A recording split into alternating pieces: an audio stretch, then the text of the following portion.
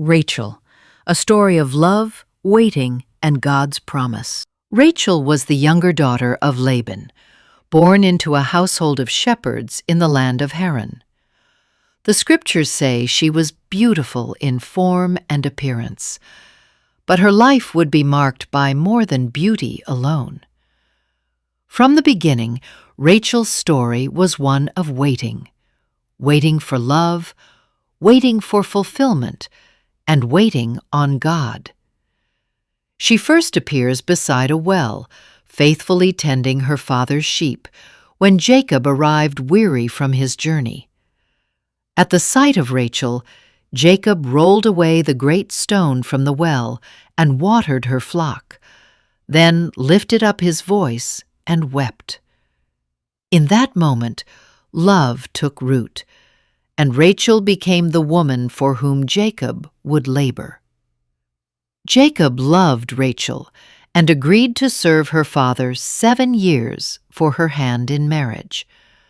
Those years passed quickly, for his love for her was great. Yet when the wedding day came, deception entered her story. Laban gave Leah, the elder sister, to Jacob instead. Only after Jacob agreed to serve another 7 years was Rachel given to him as wife. Though she was the beloved wife, her household was divided, and comparison became a constant presence. Rachel was loved more than Leah, but love did not shield her from pain. The Lord opened Leah's womb, and son after son was born, while Rachel remained barren. As Reuben, Simeon, Levi, and Judah were laid in her sister's arms, Rachel's longing deepened into anguish.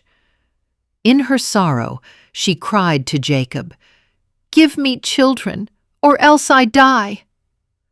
Her strength faltered under the weight of waiting, and her weakness was laid bare. She measured her worth by what her body could not yet give.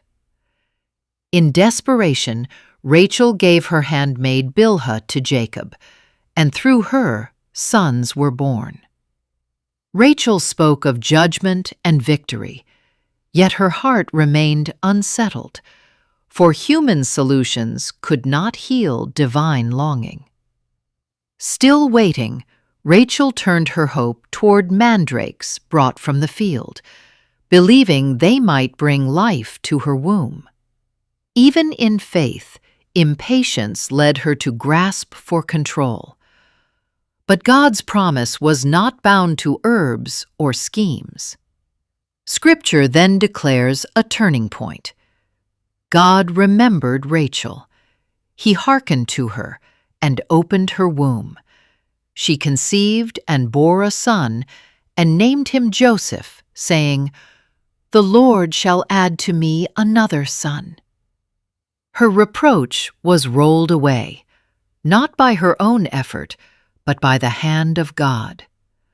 From her long season of barrenness came the child through whom God would one day preserve Israel.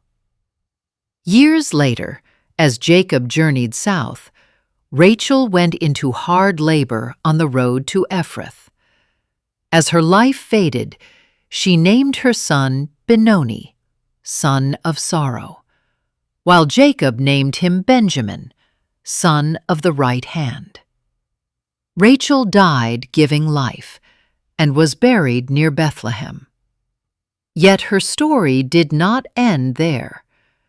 Generations later, Scripture would speak of Rachel's voice weeping for her children, a symbol of enduring maternal grief and faithful love. Rachel's life stands as a testimony written in Scripture. She was deeply loved, yet deeply wounded. Her strength was perseverance in silence, and her weakness was trying to hasten God's promise. Her purpose reached beyond her own lifetime, shaping the future of God's people. Rachel's story reminds every waiting heart that God sees, God hears, and God remembers, even after long delay. If this video helped you understand the Bible more deeply, like, subscribe and share. And join us next time as we explore another woman God used in his redemptive story.